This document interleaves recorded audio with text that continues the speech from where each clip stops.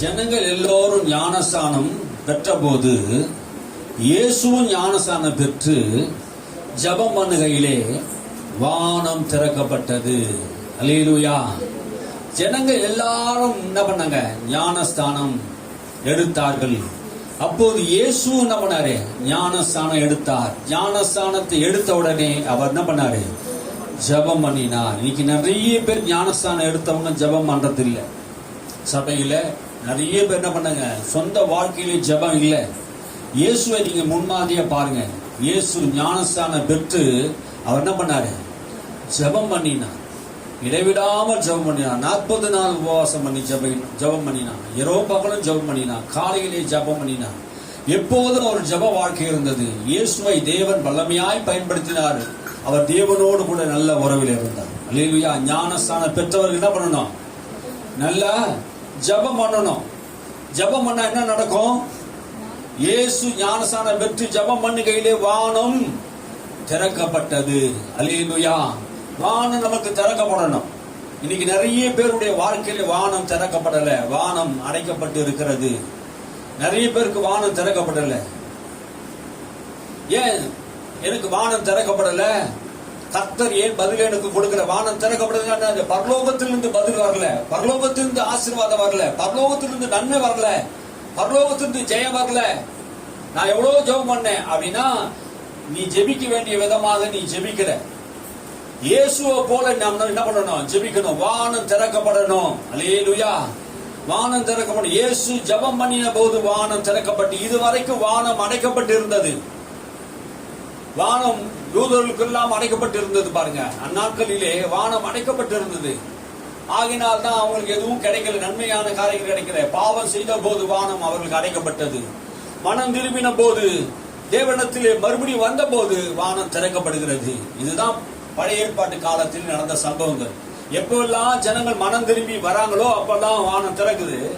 எப்பெல்லாம் பாவம் செய்து தேவனுக்கு விரோதமான காரியங்களை செய்து கீழ்ப்படியாம போனாங்களோ அப்போதான் வானம் மூடப்பட்டு இருக்கிறது.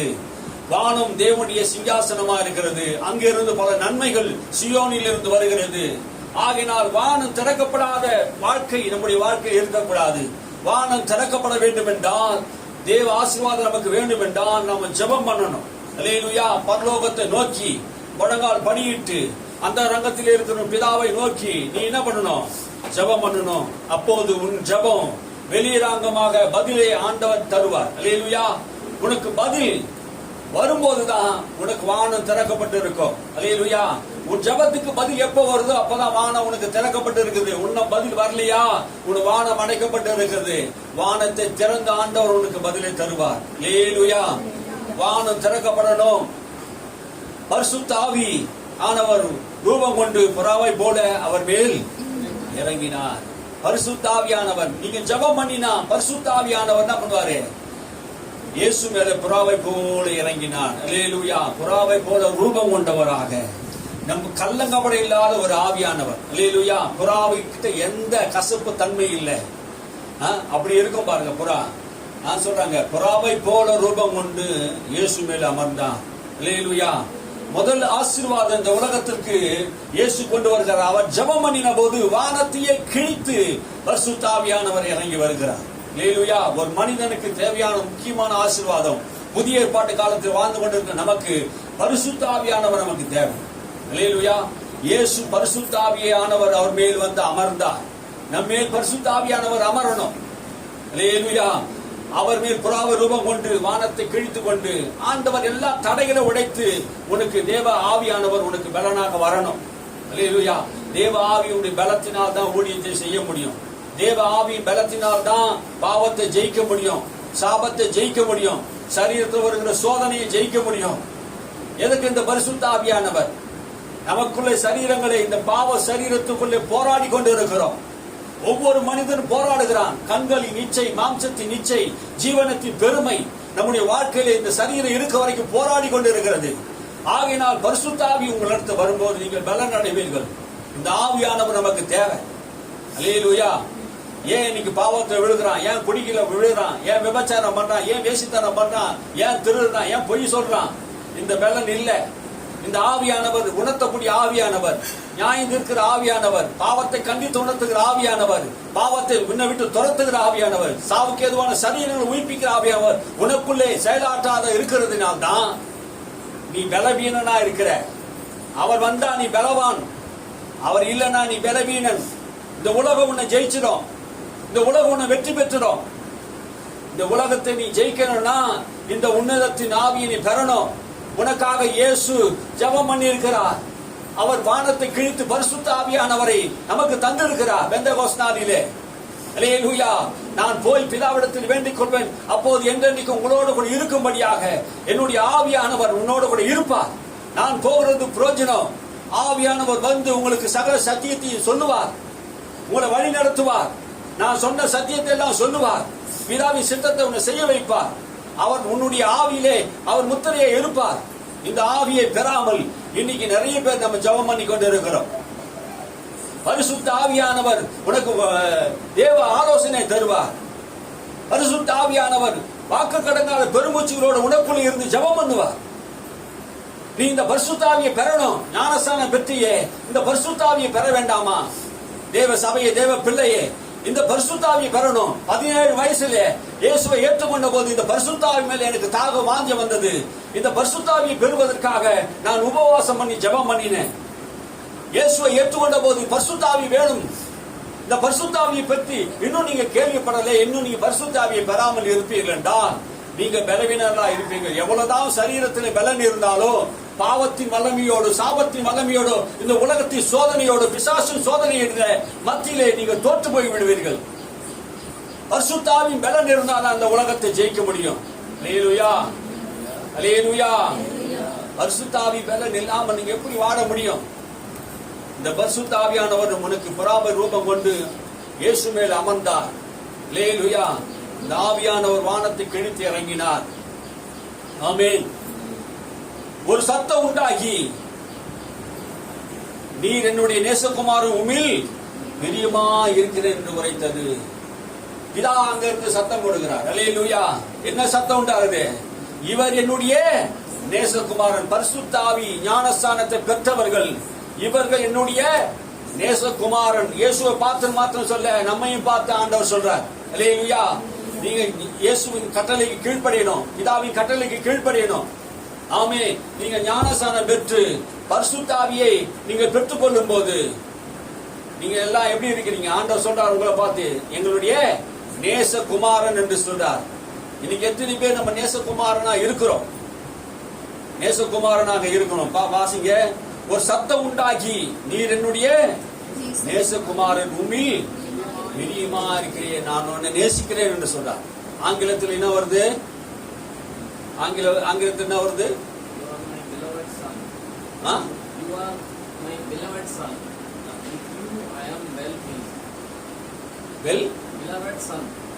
அதுக்கு என்ன அர்த்தம்? குமாரன். நான் நேசிக்கிற என்னுடைய குமாரன் சொல்றார். அல்லேலூயா. நம்ம யாரும் எல்லாருக்கும் பிதாவுக்கு குமாரர்களாக, குமாரத்திகளாக இருக்கிறோம். அல்லேலூயா. ஆண்டவருடைய கட்டளைக்கு நம்ம கீழ்ப்படியணும். ஆண்டவருடைய சத்தம் நம்ம கேட்கணும்.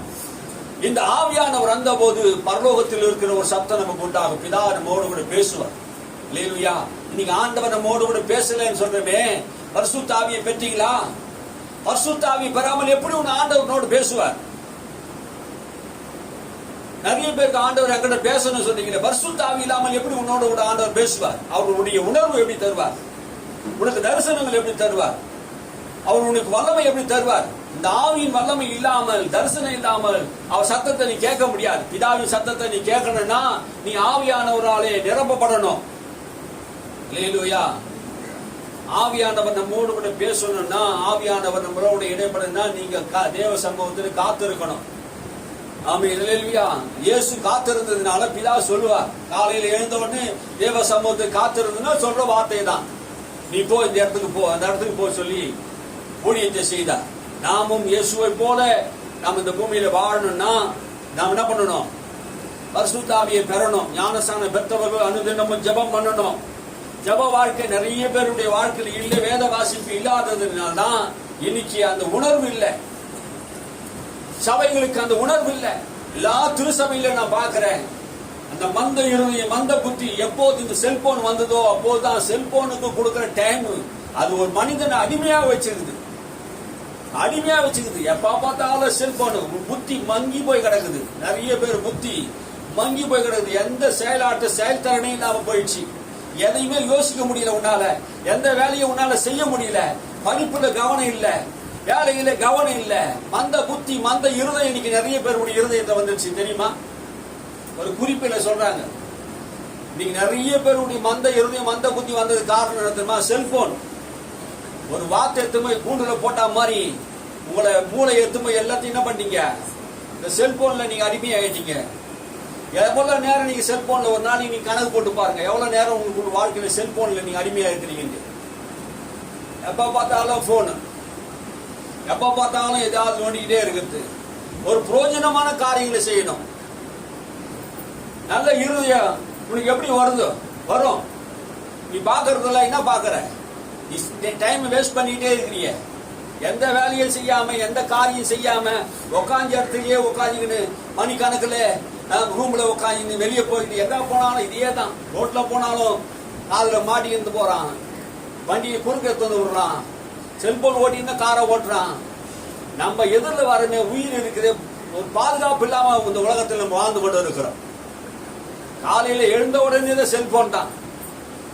ஒரு 5 நிமிஷத்துக்கு ஒரு வாட்டி ஒரு ஆளா செல்போன் பார்க்காத இருக்க முடியல. ஏன் முடியல? அதுக்கு அவங்க அடிமை ஆயிட்டாங்க.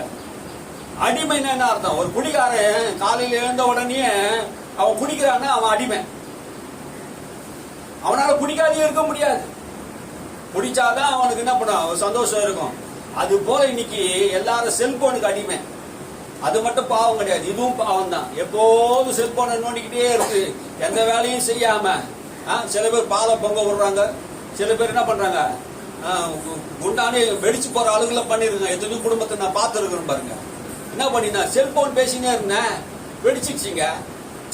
கேஸ்ல வச்சது தெரியல, அவங்க மறந்துடுறாங்க பாருங்க. அது மாதிரி தான் குழந்தைய கூட சாப்பாடு கொடுத்து மறந்துடுறாங்க. மணிக்கணக்கில் பேச அந்த குழந்தை கத்திக்கிட்டு இருக்குது. நிறைய குடும்பத்திலே சீரழிந்து போகிறது காரணம் என்ன? செல்போன்.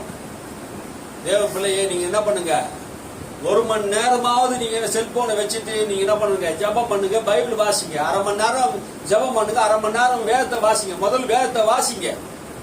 சத்தியத்தை வாசிக்கும் போது உனக்கு உணர்வுள்ள ஆவி வரும். நீ வாசிக்கலன்னா உணர்வே இருக்காது பாருங்க. உன் இருதயம் செத்து போயிருக்கும். செத்து போன இருதயத்தை ஆண்டவர் உயிர்ப்பிப்பா. வார்த்தையினாலே என் வார்த்தை ஆவியாயும் ஜீவனமாய் இருக்குன்னு சொன்னாரு. வார்த்தையை வாசிக்கும் போது தான் உனக்கு ஜீவன் வரும். எப்பயுமே நீ பைபிள் படிக்காம, எப்பயுமே வேதத்தை வாசிக்காம இருந்தா எப்படி உன்னோட கூட ஆண்டவர் பேசுவார்? ஆண்டவர் சத்தம் கேட்கும். என் கூட ஆண்டவர் பேசணும்னு நினைக்கிறீங்க நீங்களே, எப்படி பேசுவார்? இந்த வேதத்தின் மூலமாக, சத்தியத்தின் மூலமாக தான் ஆண்டவர் நம்மளோட பேசுவார். இத சும்மா படிக்க கூடாது. இது கர்த்தருடைய வேதம் என்று படிக்கணும். ஆண்டவர் என்னோட பேசணும் என்று படிக்கணும். அப்படி படிச்சாதான், ஏதோ கடமைக்காக சில பேர் படிக்கிறாங்க. கடமைக்காகவோ ஏதோ நம்மளை டெய்லி படிச்சு யாரா கேட்டு போறாங்க என்பதுக்காக படிக்க கூடாது. இல்லையா? இது கர்த்தருடைய வேதம் என்பது ஆழமா சிந்தித்து படிக்கணும். இல்லையா? நிறைய பேருடைய வாழ்க்கையில வானம் திறக்கப்படல, வானம் அடைக்கப்பட்டு இருக்கிறது. ஏனென்றா இயேசுவை போல ஜெபம் பண்ணல. நீங்க ஜெபம் பண்ணா வானம் திறக்கப்படும். ஆமென். அல்லேலூயா. இயேசு ஜெபித்த போது வானம் திறக்கப்பட்டது. அப்படின்னா ஏற்கனவே வானம் மூடப்பட்டு இருக்கிறது. எப்போ மூடப்பட்டது வானம்? உபாகமம் புஸ்தகம் 28ஆம் அதிகாரம் 23ஆம் வசனத்தை நீங்க வாசிங்க. 28 உபாகமம் புஸ்தகம் 28-23.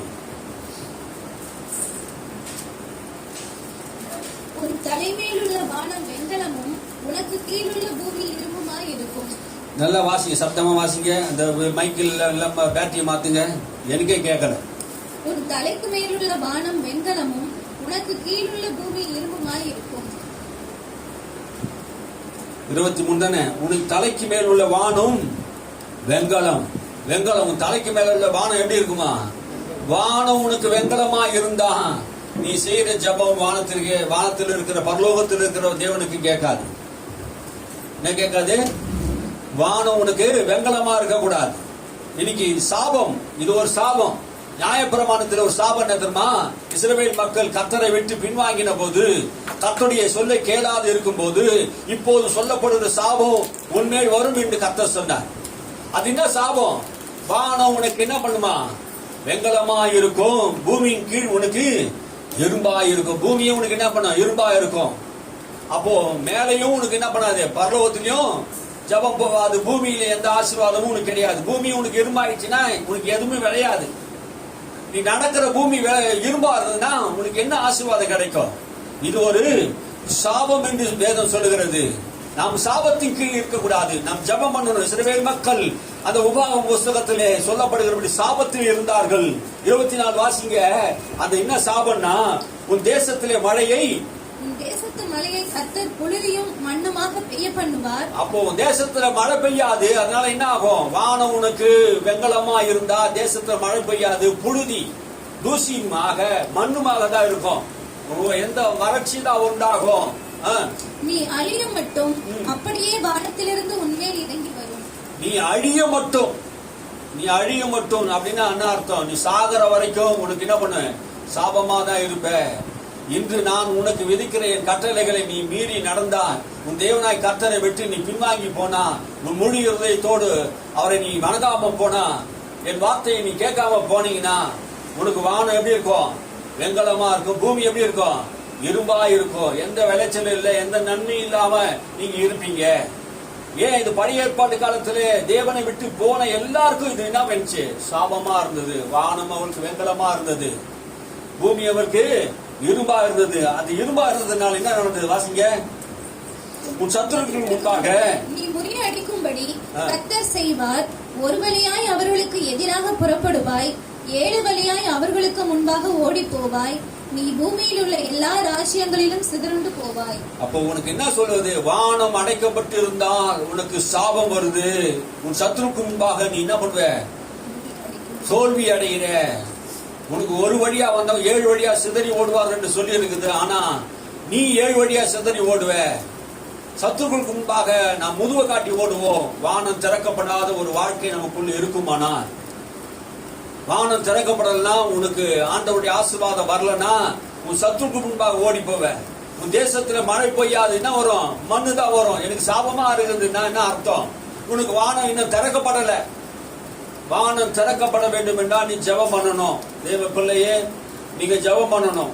உன் குடும்பத்துல ஜெபம் பண்ணணும். தனிப்பட்ட முறையில ஜெபம் பண்ணணும். ஜெபம் பண்ணா ஆண்டவர் உனக்கு வானத்தை திறப்பார். அல்லேலூயா, அல்லேலூயா. ஆண்டவர் உனக்கு வானத்தை திறக்கணும்னா நீ என்ன பண்ணணும்? நல்லா ஜெபம் பண்ணணும். அது கீழே நீங்க வாசிச்சு பாருங்க. வானம் திறக்கப்படாத உடைய வாழ்க்கையில் நடக்கிற சம்பவங்கள். 1 ராஜாக்கள் புஸ்தகம் 8ஆம் அதிகாரம் 35வது வசனத்தை நீ வாசிங்க. 1 ராஜாக்கள் புஸ்தகம் 8ஆம் அதிகாரம் 35வது வசனம். பரலோகத்தில் இருக்கிற தேவரீர் கேட்டு உமது அடியாரின் உமது ஜனமாகிய இஸ்ரவேலும் செய்த பாவத்தை மன்னித்து அவர்கள் நடக்க வேண்டிய நல் வழியை அவர்களுக்கு போதித்து, தேவரீர் உமது ஜனத்திற்கு சுதந்திரமாக கொடுத்த உமது தேசத்தில் மழை பெய்ய கட்டளையிடுவீராக. 35 வாசிச்சீங்களா? அவர்கள் உமக்கு விரோதமாய் பாவம் செய்ததினால் வானம் அடைப்பட்டு மழை பெய்யாதிருக்கும் போது, அவர்கள் உமக்கு விரோதமாக பாவம் செய்த போது வானம் அடைக்கப்பட்டு இருக்கும். எப்போ வானம் அடைக்கப்பட்டு இருக்கும்? பாவம் செய்யும் போது. பாவம் செய்யும் போது என்ன பண்ணுது? வானம் அடைக்கப்பட்டு இருக்கும். அப்ப வானம் அடைக்கப்பட்டுனா கடவுளிடத்திலிருந்து உனக்கு எந்த ஒரு வெளிப்பாடு வராது, எந்த சத்தியமும் உனக்கு வராது, எந்த ஆசீர்வாதம் நன்மை வராது. அவர்கள் பாவம் செய்த போது இந்த ஜெபம் பண்ணுகிறவர் யாருன்னா சாலமோன் பண்றாரு. சாலமோன் பண்றாரு. அவர்கள் உமக்கு விரோதமாக பாவம் செய்ததுனால வானம் அடைக்கப்பட்டு மழை பொழியாது இருக்கும் போது, அவர் என்ன பண்ணணுமா? மழை பொழியாது இருக்கும் போது. மழை தான் ஆசீர்வாதம். வானத்தில் இருக்கிற மழை பூமியில பெய்ஞ்சாதான் நம்ம எல்லாம் சாப்பிட முடியுங்க. எந்த ஒரு பொருளா இருந்தாலும் சரி, நீ வச்சிருக்கிற செல்போன் முதல் கொண்டு, போட்டுக்கிற சட்டை கொண்டு, எல்லாம் விளையணும்னா, தேங்காய் கொண்டு எல்லாம் விளையணும்னா பூமியில மழை பொய்யணும். மழை இல்லாம எந்த ஆசீர்வாதம் நன்மையும் கிடையாது. மழையை ஒருத்தன் வானான்னு சொன்னான்னா அவன் எப்படி இருக்கணும்? பசியும் பட்டினியுமா தான் தெரியணும், பரதேசியா தான் தெரியணும் இந்த உலகத்துல. அப்போ கர்த்தர் வானத்தை திறக்கணும். நீ பூமியில் நல்லா இருக்கணும்னா நீ ஜெபம் பண்ணணும். பரலோக தேவனை நோக்கி. பாவம் செய்துட்டு ஒருத்தன் ஜெபம் பண்ணின்னு இருக்கிறான். பாவம் செய்தா கூட மனம் திரும்பணும். அல்லேலூயா. அதான் சொல்றாரு பாருங்க, அவர் உனக்கு விரோதமாக பாவம் செய்ததினால வானம் அடைக்கப்பட்டு மழை பொழியாது இருக்கும் போது அவர்கள் இந்த ஸ்தலத்துக்கு நேராக விண்ணப்பம் பண்ணி உம்முடைய நாமத்தை அறிக்கை பண்ணி தேவரீர் தங்களை தேவரீர் கிளேசப்படுத்துகையில் தங்கள் பாவங்களை விட்டு திரும்பினால் ஒரு மனுஷன் பாவத்தை விட்டு திரும்பினால் ஆண்டவர் மன்னிப்பார். அல்லேலூயா. நம்முடைய வாழ்க்கையில வானம் திறக்கப்படாது இருக்கிற காரணம் என்ன? பாவத்தை விட்டு நம்ம என்ன பண்ணல? மனம் திரும்ப வேண்டும். அல்லேலூயா. வானம் திறக்கப்பட வேண்டும்னா பாவத்தை விட்டு மனம் திரும்பி நம்ம மறுபடியும் எங்க வரணும்? வாசிங்க. பரலோகத்தில் இருக்கிற தேவரீர் கேட்டு உமது அடியாரும் உமது ஜனமாகிய இஸ்ரவேலும் செய்த பாவத்தை மன்னித்து அவர்கள் நடக்க வேண்டிய கிட்ட வச்சு வாசியமா. ரெண்டு வார்த்தையா கேக்குது. நல்லா வாசியாது. என்னால மைக்கு நல்லா பண்ணுங்க. பரலோகத்தில் இருக்கிற தேவரீர் கேட்டு உமது அடியாரும் உமது ஜனமாகிய இஸ்ரவேலும் செய்த பாவத்தை மன்னித்து அவர்கள் நடக்க வேண்டிய நல் வழியை அவர்களுக்கு போதித்து தேவரீர் உமது ஜனத்திற்கு சுதந்திரமாக கொடுத்த உமது தேசத்தில் மழை பெய்ய கட்டளையிடுவீராக. மழை பெய்ய கட்டளையிடுவீராக. அவர்கள் மனம் திரும்பின போது என்ன நடக்கணுமா? அந்த தேசத்துல மழை பொழிய வேண்டும். சாலமோன் ஜெபம் பண்றார். ஆண்டவரே, ஒருவேளை இந்த ஆலயத்துக்கு நேராக அவர்கள் மனம் திரும்பி கைகளை உயர்த்தி ஜெபம் பண்ணும் போது அவர்களுக்கு என்ன பண்ணணும்? மன்னிக்க வேண்டும். அல்லேலூயா. நம்ம ஆண்டவர் மன்னிக்கிறவராக இருக்கிறார். மனம் திரும்பும் போது, ஆண்டவர் பக்கம் திரும்பும் போது ஆண்டவர் என்ன பண்ண போறாரு? நம்மளை மன்னித்து நமக்கு வர வேண்டிய நன்மைகள் எல்லாம் கர்த்தர் தருவார். அல்லேலூயா. நமக்கு எல்லா நன்மைகளும் கர்த்தர் தருவார். அதே 2 நாளாகமம் புத்தகத்தில் 6:26 இதே வசனத்தை சாலமோன் அங்கு எழுதி வைத்திருக்கு பார்க்கிறோம். ஏசாயா சொல்றாரு. ஏசாயா 66:1 நீங்க வாசித்து பாருங்க. ஏசாயா 66:1 வானமின் சிங்காசனம், பூமி என்னுடைய பாதபடியா இருக்கிறது. வானம் அவருடைய சிங்காசனமா? அப்போ வானம் ஒரு சிங்காசனம்னா வெங்கலமாகிறது எது? வானம். பரலோகத்தில் இருக்கிற உன்னதத்திலே வீட்டு இருக்கிற தேவன் நீ கேட்கக்கூடாதபடி, அவர் கேட்கக்கூடாதபடி வானம் உனக்கு வெங்கலமா இருந்தா அப்போ நம்முடைய பாவம், நம்முடைய அக்கிரமம் தேவனுக்கு நேராக என்ன பண்ண முடியாது? போக முடியாது. பாருங்க, அதை தாண்டி போக முடியாது. நம்முடைய ஆசீர்வாதத்துக்காக நம்ம ஜெபம் பண்ணணும். நம்முடைய தேவைகளுக்காக நம்ம ஜெபம் பண்ணணும். மனம் திரும்பி என்ன பண்ணணும்? ஜெபம் பண்ணணும். அப்படி ஜெபம் பண்ணும் போதுதான் வானம் திறக்கப்படும். அல்லேலூயா. அப்போதான் ஆண்டவர் மன்னிப்பார். வானம் அவருடைய சிங்காசன, பூமி அவருடைய பாதபடியா இருக்கிறது. அவர் சிங்காசனத்தில் உட்கார்ந்து இருக்கிறார். வேதம் அவதான் சொல்லுது. இதை என்ன பண்றாரு ஆண்டவர் பாருங்க. ஏசாயா தீர்க்கதரிசன புத்தகம் 45:4 வாசிங்க. 45:4 வெண்கல கதவுகளை உடைத்து இருப்பு தாழ்பால்களை முறித்து அந்தகாரத்தில் இருக்கிற பொக்கிஷங்களையும் ஒளிப்பிடத்தில் இருக்கிற புதையல்களையும் உனக்கு கொடுப்பேன். நான் என் தாசனாகிய யாக்கோபின் நிமித்தம், நான் தெரிந்து கொண்ட இஸ்ரவேலின் நிமித்தமும் நான் உன்னை பெயர் சொல்லி அழைத்து நீர் என்னை அறியாதிருந்தும் உனக்கு நாமம் தரித்தேன். வெண்கல கதவுகளை உடைத்து இரும்பு தாழ்பால்களை முறிக்கிறார். நீ ஜெபம் பண்ணும் போது ஆண்டவர் என்ன பண்ணுவாரு? வெண்கல கதவுகளை உடைப்பார், இரும்பு தாழ்பால்களை முறிப்பார். அல்லேலூயா. உனக்கு எதெல்லாம் வெண்கலமா இருக்குதோ, எதெல்லாம் உனக்கு இரும்பா இருக்குதோ, ஆண்டவர் வெண்கல கதவுகளை உடைக்கிறவர். யாரும் வெண்கல கதவுகளை உடைக்க முடியாது.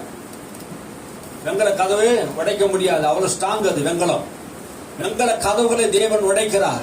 இரும்பு தாழ்பால்களை கர்த்தர் என்ன பண்ணாரு? முறித்து போடுகிறார். அந்த காலத்திலே இருக்கிற புதை பொருள்கள் பொக்கிஷங்களையும் ஆண்டவர் நமக்கு தருகிறார். நம்முடைய தேவன் எல்லா கதவுகளை உடைக்கி வானத்தின் கதவுகளை எல்லாம் திறக்கிறார். அல்லேலூயா. வானத்திலே பல கனிகள் இருக்கிறது. வானத்தில் பல கதவுகள் இருக்குது. அந்த கதவுகள் எல்லாம் ஆண்டவர் நமக்கு திறக்கணும். அல்லேலூயா. எப்படி ஆண்டவர் திறப்பாரு? ஜெபம் பண்ணணும். அல்லேலூயா. என்ன செய்யணும்? ஜெபம் பண்ணணும். இன்னைக்கு ஒரே ஒரு விஷயம், வானம் திறக்கப்படுவதற்கு உங்கள் வாழ்க்கையிலே ஜெபம் அவசியமா இருக்கிறது. நிறைய பேருடைய வாழ்க்கையிலே ஜெபம் இல்லை. தனிப்பட்ட முறையிலே ஜெபம் இல்லை. ஆகையினாலே நாம் ஜெபம் பண்ணும் போது ஆண்டவர் வானத்தை திறப்பா. வெண்கல கதவுகளை உடைத்து இரும்பு தாழ்பால்களை கர்த்தர் முறிப்பார். அந்த காலத்தில் இருக்கிற பொக்கிஷங்கள், சாத்தானுடைய அதிகாரத்தில் இருக்கிற பொக்கிஷங்கள் எல்லாம் நமக்கு வரணும்னா நம்ம ஜெபம் பண்ணணும். அல்லேலூயா. இன்னும் எனக்கு ஏன் ஆசீர்வாதம் வரல? இன்னும் ஏன் எனக்கு நன்மை வரல? வெண்கல கதவு உடைக்கப்படல, இரும்பு தாழ்பால்கள் முறிக்கப்படல. நீ ஜெபம் பண்ணும் போது ஆண்டவர் வெண்கல கதவுகளை உடைத்து இரும்பு தாழ்பால்களை முறித்து பிசாசுடைய ராஜ்யத்திற்கு ஐஸ்வர்யமும் செல்வமும் சமாதானமும் வெற்றியும் ஜெயமும் உனக்கு வரும். அல்லேலூயா. சொல்லுங்க, அல்லேலூயா சொல்லுங்க.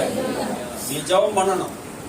தேவ பிள்ளைகளை நீங்க ஜெபம் பண்ணணும். ஜெபம் பண்ணணும். உங்க படிப்புக்காக ஜெபம் பண்ணணும். உங்க சரீர சுகத்துக்காக ஜெபம் பண்ணணும். உன் பக்கத்து வீட்டுக்காரனுக்காக ஜெபம் பண்ணணும். உன்னை தொந்தரவு பண்றவனுக்காக ஜெபம் பண்ணணும். உன்னை பகைக்கிறவனுக்காக ஜெபம் பண்ணணும். எல்லா மனுஷருக்காக ஜெபம் பண்ணணும். அல்லேலூயா. நீ ஜெபம் பண்ண ஆண்டவர் உன்னை ஆசீர்வதிப்பார். ஜெபிக்கிறவன் ஒரு நாளும் தோற்று போக மாட்டான். ஜெபிக்காம இருக்கிறான் பாரு, அவன் தோற்று போயிடுவான். அவன் வாழ்க்கையில எந்த முன்னேற்றமும் இருக்காது. நீங்க ஜெபம் பண்ணுங்க, ஆண்டவர்கிட்ட விசுவாசமா இருங்க. கர்த்தர் பெரிய காரியங்களை செய்கிறார். அல்லேலூயா. சகாரியா புஸ்தகம் 8ஆம் அதிகாரம் 12ஆம் வசனத்தில் இருந்து வாசிங்க. 12 - 15 வரைக்கும் சகாரியா புஸ்தகம். விதைப்பு சமாதானம் உள்ளதாக இருக்கும். திராட்சை செடி தன் கனியை தரும். பூமி தன் பலனை தரும். வானம் தன் பனியை தரும். இந்த ஜனத்தில் மீதியானவர்கள் இதையெல்லாம் சுதந்தரித்து கட்டளையிடுவேன். 12ஆம் வசனத்துக்கு வாசிங்களா? அப்போ உனக்கு வானம் திறக்கப்பட்ட எப்படி இருக்கும்? வானம் திறக்கப்பட்ட எப்படி இருக்கும்? விதைப்பு சமாதானமா இருக்கும். நீ விதைக்கும் போது அது சமாதானமா இருக்குங்க. நிறைய பேருக்கு நீ எந்த காரியத்தை எடுத்தாலும் சமாதானம் இல்லையா? ஆண்டவர் நீ விதைக்கும் போது சமாதானத்தை கர்த்தர் தருவார். அல்லேலூயா. விளையாதது விளையும். வானம் திறக்கப்பட்டவனுக்கு பூமியிலே எல்லா விளைச்சலும் உண்டாகும். வானம் திறக்கப்படாதவனுக்கு பூமி இரும்பாக இருக்கும். வானம் வெங்கலமா இருக்கும். ஆனா வானம் திறக்கப்பட்டவனுக்கு இஸ்ரவேல் மக்கள் மறுபடியும் கர்த்தரிடத்தை திரும்பின போது, தங்கள் பாவங்கள் அவர் மன்னித்த போது கர்த்தர் சொல்றாரு, விதைப்பும் சமாதானமா இருக்கும். திராட்சை செடினா திராட்சை செடி தன் கனியை தரும். இதுவரைக்கும் கனி தராத திராட்சை செடியும் வாழ்க்கையில கனி தரும். சமாதானம் இல்லாத குடும்பத்திலே சமாதானம் விதைக்கப்படும். அல்லேலூயா. ஆண்டவர் சமாதானத்தின் காலத்தை நமக்கு வைத்திருக்கிறார். வானம் திறக்கப்பட்ட ஒரு மனுஷனுடைய வாழ்க்கை, அவருடைய திராட்சை தோட்டம் எப்படி இருக்குது? கனி தருகிறதா இருக்கிறது. நிறைய பேருடைய வாழ்க்கையில கனி இல்ல. ஆண்டவர் கனி தர வைக்கிறார். பூமி தன் பலனை, பூமி கூட தன் பலனை தரும்.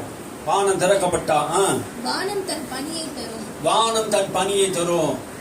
வானம் என்ன பண்ணும்? பனியை தரும். பனி வந்தா என்ன ஆகும்? நல்ல விளைச்சல் உண்டாகும். வாசிங்க. இந்த ஜனத்தில் மீதியானவர்கள் இதையெல்லாம் சுதந்தரிக்க, இந்த ஜனத்தின் மீதியானவர்கள் இதையெல்லாம் சுதந்தரிப்பார்கள். மனம் திரும்பின இந்த ஜனங்கள், இஸ்ரவேல் ஜனங்கள் மறுபடியும் என்ன பண்ணுவாங்க? நான் கொடுத்த இந்த ஆசீர்வாதத்தை என்ன பண்ணுவாங்க? சுதந்தரித்துக் கொள்வார்கள். வாசிங்க 13. சம்பவிப்பது என்னவென்றால், என்ன நடக்க போகுதுண்டா? யூதா வம்சத்தாரே, யூதா வம்சத்தாரே, இஸ்ரவேல் வம்சத்தாரே, இஸ்ரவேல் வம்சத்தாரே, யூதா வம்சத்தாரே, நடக்க போற காரியம் என்ன? யூதா வம்சத்தாரே, இஸ்ரவேல் மக்களே கேளுங்க. நீங்கள் புறஜாதிகளுக்குள்ளே சாபமாய் இருந்தது போலவே, புறஜாதிக்குள்ளே நீங்க என்ன பண்ணீங்க? புறஜாதிகளோட கூட சேர்ந்ததுனாலே, புறஜாதி மக்களோடு கூட இணைஞ்சதுனாலே அவர்களை போல நீங்க என்ன பண்ணீங்க? சாபமா இருந்தீங்க. ஒரு காலத்துல ஆசீர்வாதமாய் இருக்கும்படி நான் உங்களை ரட்சிப்பேன். ஆசீர்வாதமா இருக்கும்படி உங்களை நான் ரட்சிப்பேன். ஒரு காலத்தில் நீ புறஜாதி மக்கள் முறையின்படி நீ நடந்தீங்க, பாவத்தில் இருந்தீங்க, அக்கிரமங்கள் செய்து கொண்டு இருந்தீங்க, கீழ்ப்படியாம போயிட்டீங்க. ஆனா இப்ப என்ன பண்ணீங்க? மனம் திரும்பிட்டீங்க. மனம் திரும்பினாலே ஆசீர்வதிக்கும்படி நான் உங்களை ரட்சிப்பேன். அல்லேலூயா. நீங்க மனம் திரும்பும் போது ஆசீர்வதிக்கிறார், அவர் ரட்சிக்கிறார். அதுக்கு சொல்றாரு, பதில் சொல்றாரு, பயப்படாதீங்க. உன் வாழ்க்கையை குறித்து, எதிர்காலத்தை குறித்து, உனக்கு இனி எனக்கு ஆண்டவர் வானமே திறக்கல, என் வாழ்க்கையில் எந்த நன்மையும் வரல, நீ நினைக்காதீங்க, பயப்படாதீங்க. உங்களை ரட்சிக்கும் தேவன் உங்களோட கூட இருக்கிறார். அல்லேலூயா. எப்போ என் பிள்ளை மனம் திரும்பி வரும், எப்போ என் பிள்ளைய நான் ஆசீர்வதிக்கலாம், எப்போது என் பிள்ளையை உயர்த்தலாம், எப்போது என்னுடைய பிள்ளைய மகிமையாக கொண்டு போகலாம் என்று தேவன் விரும்புகிறார். அல்லேலூயா. மனம் திரும்பி வரும்போது ஆண்டவர் பயப்படாதே, பயப்படாதீங்க, உங்கள் கைகளை இடப்பட கடவுது. பயப்படாதீங்க. எந்த வேலையை செய்வதற்கும் என்ன பண்ண பயப்படாதீங்க. கையை ஆண்டவர் திடப்படுத்துகிறார். சேனை கர்த்தர் சொல்லுவது என்னவென்றால், உங்கள் பிதாக்கள் எனக்கு கோபம் மூட்டின போது, உங்கள் பிதாக்கள் எனக்கு கோபம் மூட்டின போது நான் உங்களை தண்டிக்க நினைத்து, நான் உங்களை தண்டிக்க நினைத்து மனம் மாறாமல் இருந்தது போல, மனம் மாறாமல் இருந்தது போல, உங்கள் பிதாக்கள் தவறு செய்த போது நான் என்ன பண்ணல? மனம் மாறாமல் அவர்களை தண்டித்தேன். கொஞ்சம் கூட நான் என்ன பண்ணல? மனசு மாறல. ஆனா நான் உங்களுக்கு அப்படி இருக்க மாட்டேன் என்று கர்த்தர் சொல்றேன். நான் மனம் திரும்பி வந்த உங்களுக்கு நான் என்ன பண்ண மாட்டேன்? மனம் இறங்காமல் இருக்க மாட்டேன். மறுபடியும் சொல்றாரு, நான் உங்களுக்கு மனம் திரும்புவதை கொடுப்பேன். அந்நாட்களிலே எருசலேமுக்கும் யூதாவுக்கும் நன்மை செய்யும்படி திரும்பவும் நினைத்தேன். நினைத்தேன், பயப்படாதிருங்கள். மறுபடியும் நான் நன்மை செய்யும்படியாக உங்களை நினைத்திருக்கிறேன், பயப்படாதீங்க. அல்லேலூயா. ஆண்டவன் திரும்பவும் நீ மனம் திரும்பி வரும்போது, ஜெபம் பண்ணும் போது, உன் பழைய வாழ்க்கையை, உன் ஜெப வாழ்க்கையை கூட்டும் போது, முன்னாடி உனக்கு ஜெபம் இருந்தது, முன்னாடி வாழ்க்கையில உனக்கு ஆண்டவரோட ஒரு நல்ல தொடர்பு இருந்து, வேத வாசிப்பு இருந்து, ஆண்டவருடைய ஆலயத்துக்கு முக்கியத்துவம் கொடுத்த. ஆனா இப்போ சில காலங்களில் முக்கியத்துவம் கொடுக்காம போயிருக்கலாம். ஆண்டவர் மறுபடியும் நீங்க மனம் திரும்பி வரும்போது, அந்நாட்களில் எருசலேமுக்கும் யூதாவுக்கும் நன்மை செய்யும்படி திரும்பவும் நினைத்தேன். கர்த்தர் திரும்பவும் நினைக்கிறார். அவர் உள்ளம் ஆசீர்வதிக்கிற உள்ளம், உன்னை நன்மை செய்யும்படியாக அவர் உள்ளம் ஆண்டவர் துடிக்குது. நீங்க பயப்படாதீங்க, கர்த்தர் சொல்றார். அல்லேலூயா. ஆண்டவர் நமக்கு நன்மை செய்கிறவராய் இருக்கிறார். அல்லேலூயா. லூக்கா சுவிசேஷம் 4:25 வாசிங்க.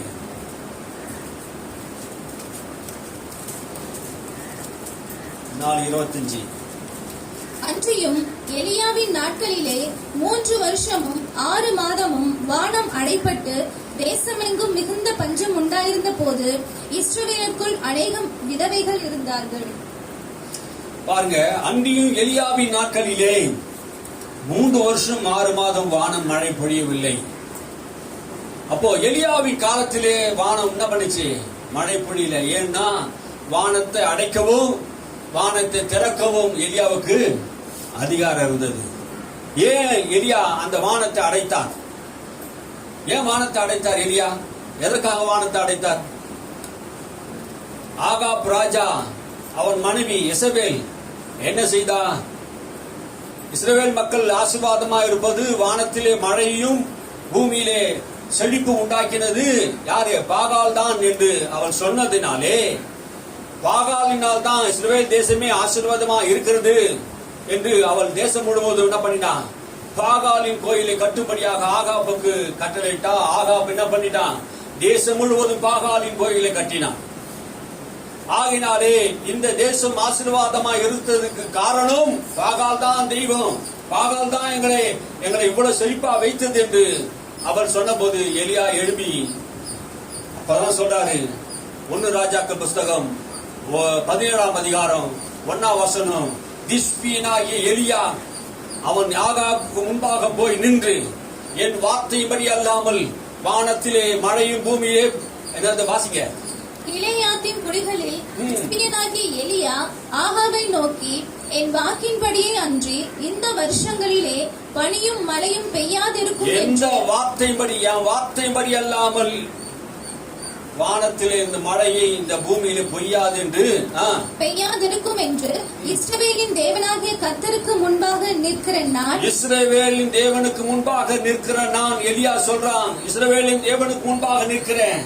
பாகால் தெய்வம் அல்ல, இஸ்ரவேலின் தேவனாகிய கர்த்தர் ஒருவரே தெய்வம். வானத்திலே மழை பூமியை செழிப்புள்ள காலங்களாய் மாற்றுகிறவர், பூமியில் உள்ள எல்லா மனுஷனுக்கும் ஆகாரத்தையும் ஜீவனையும் சமாதானத்தையும் தருகிற கர்த்தர் அல்லவா?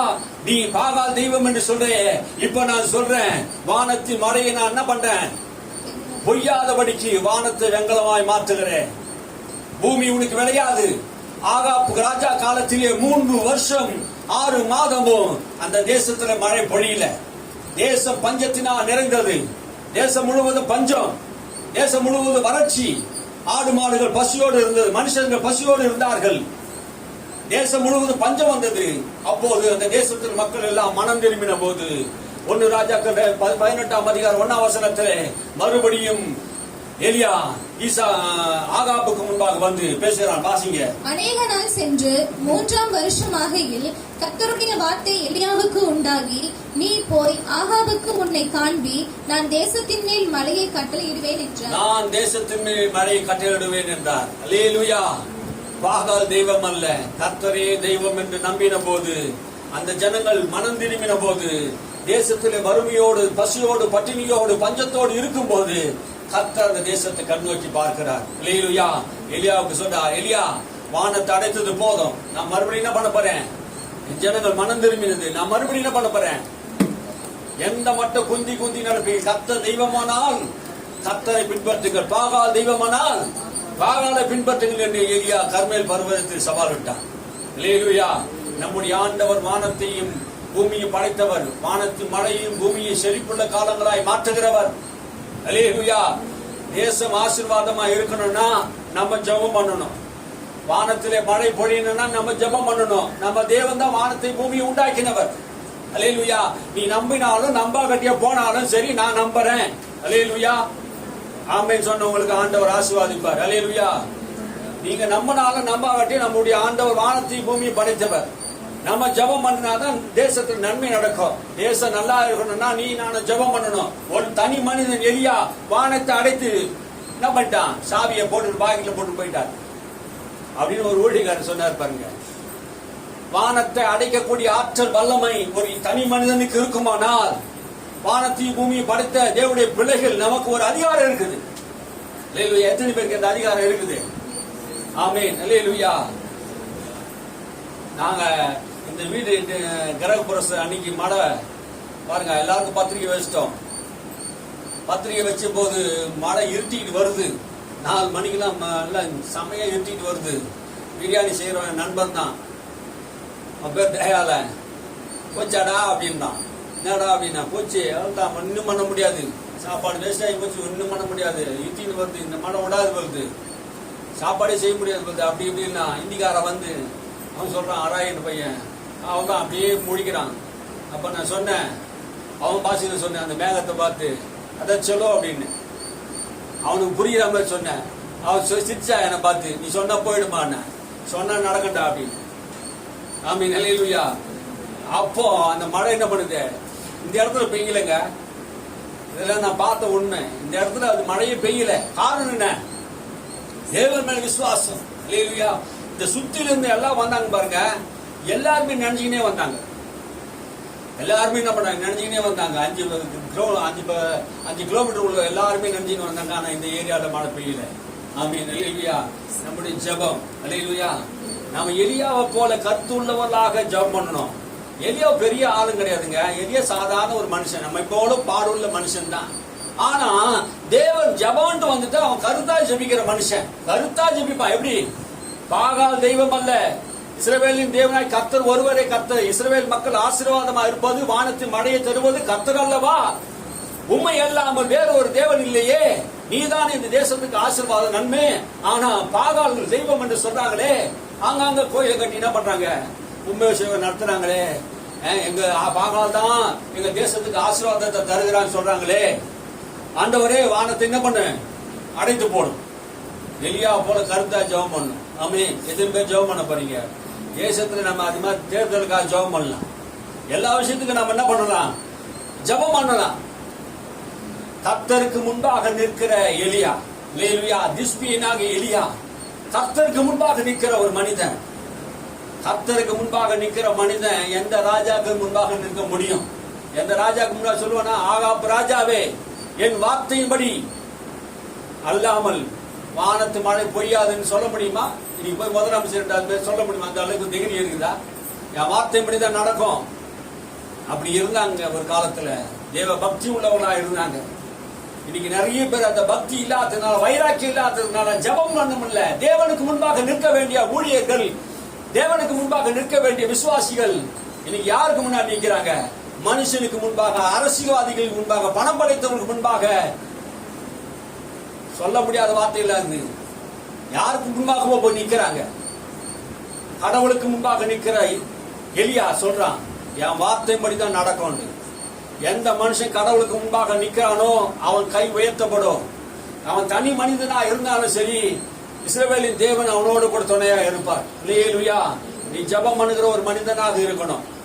கர்த்தருக்கு முன்பாக நிற்கிற ஒரு மனிதனா இருக்கணும். உன்னை பத்தி யார் வேணா ஏதோ ஒண்ணு சொல்லலாம், உன்னை கீழ்த்தரமா பேசலாம். ஆனா கர்த்தருக்கு முன்பாக நிற்கும் போது உன்னை பார்த்து உலகம் பயப்படுங்க. அல்லேலூயா. உன்னை பார்த்து பயப்படும். கர்த்தர் உன்னை பார்க்கிற பயம் அவங்களுக்கு உண்டாக்குவார். யோசுவாவை பார்த்து இஸ்ரவேல் ஜனங்கள் பயந்தார்கள். மோசேயை பார்த்து இஸ்ரவேல் ஜனங்கள் பயந்தார்கள். அப்போஸ்தலர் கைகளில் அற்புத அடையாளங்கள் செய்ததினாலே அப்போஸ்தலர்களை பார்த்து பயந்தார்கள். அல்லேலூயா. நம்மை பார்த்து பயப்படுவார்கள். என்ன பயம் உண்டாகும்? கர்த்தருக்கு பயப்படுகிற பயம் உண்டாகும். அல்லேலூயா. அந்த பயத்தை ஆண்டவர் உண்டாக்குவார்.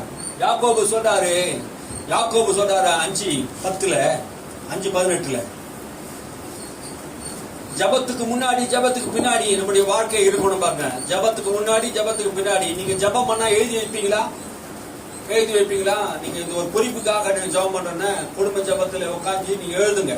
ஒரு குறிப்புக்காக நீங்க ஜபம் பண்ணும்போது அந்த ஜபத்தை என்னைக்கு ஜபம் பண்றோம், அந்த ஜபத்துக்கு என்னைக்கு பதில் வந்ததுன்னு எழுதணும். எழுதுனாதான் உங்களுக்கு தெரியும் பாருங்க. என் பையன் ஒரு நாள் கேட்டான், நீ எவ்வளவு நாள் ஜெபம் பண்ணின்னு இருக்கு, எதுவுமே நடக்கல, ஒரு லேண்டு கூட விற்கல, கிட்டத்தட்ட 3 வருஷம் மேல ஜெபம் பண்ணி இருக்கிறோம், 2 வருஷத்துக்கு மேல ஜெபம் பண்ணி ஒரு விஷயத்த, என்னப்பா நடக்கவே மாட்டேங்குது அப்படின்னு ஒரு மாதிரி அவன் சோர்வா சொன்ன மாதிரி இருந்தது.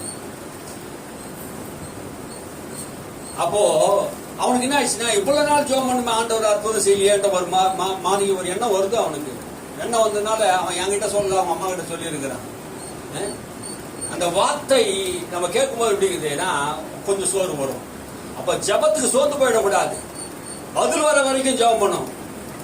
அல்லேலூயா.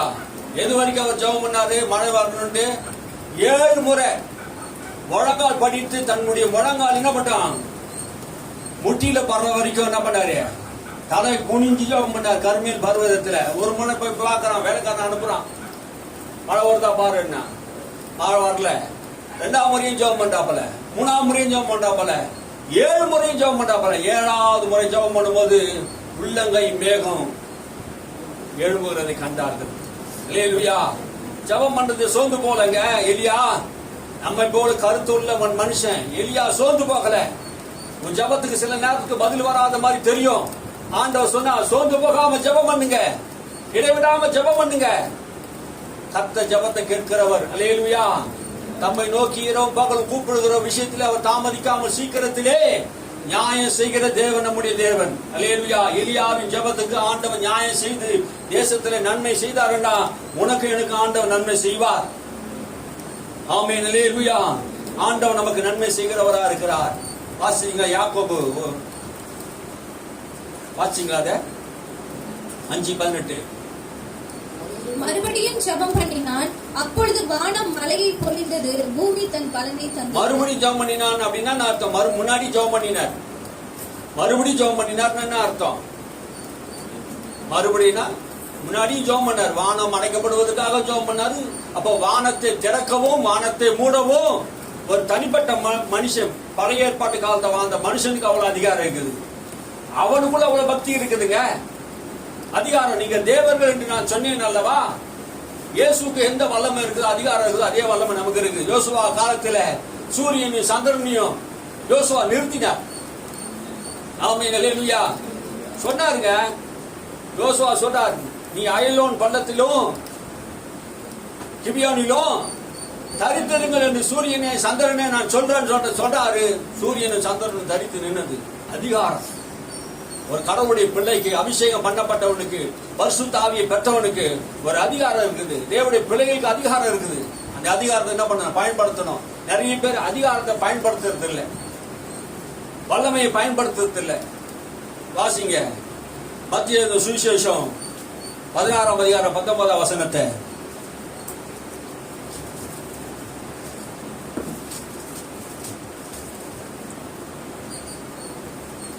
16:19. பரலோக ராஜ்யத்தின் திறவுகோல்களை நான் உனக்கு தருவேன். பூலோகத்தில் நீ கட்டுகிறது எதுவோ அது பரலோகத்திலும் கட்டப்பட்டிருக்கும், பூலோகத்தில் நீ கட்டவிழ்ப்பது எதுவோ அது பரலோகத்திலும் கட்டவிழ்க்கப்பட்டிருக்கும் என்றார். பரலோகத்தின் திறவுகோல். ஆமென். வானத்தின் திறவுகோலை நான் உனக்கு தருகிறேன். ஆமென். வானத்தை திறக்கும், பரலோகத்தை திறக்கவும் பரலோகத்தை மூடவும் நமக்கு சாவி கொடுக்கப்பட்டிருக்குது. பேதுரு கிட்ட சொல்றாரு, ஆண்டவர் சொல்றாரு, பரலோகத்தின் திறவுகோலை நான் உனக்கு தருவேன். ஆமென். அல்லேலூயா. பரலோகத்தின் திறவுகோல். எது பரலோகத்தின் திறவுகோல்? பரலோகத்தை திறக்கணும்னா எது உங்களுக்கு திறவுகோலா இருக்கணும்? சின்ன சாவி பெரிய கதவுகளை திறக்கும். ஆமென். இயேசு கிறிஸ்து நாமம் உங்களுக்காக பரலோகத்தை திறக்கிற கதவை, பரலோகத்தை திறக்கும். இயேசுவின் நாமம் தான் பரலோகத்தை திறக்கும். என்னை அல்லாமல் ஒருவனும் பிதாவிடத்தில் வரமாட்டான். அல்லேலூயா. இயேசு தான் பரலோகத்தினுடைய சாவியா இருக்கிறார். இயேசுவை சொன்னா, இயேசுவின் பேர் சொன்னாதான் பரலோகமே உனக்கு திறக்கும்.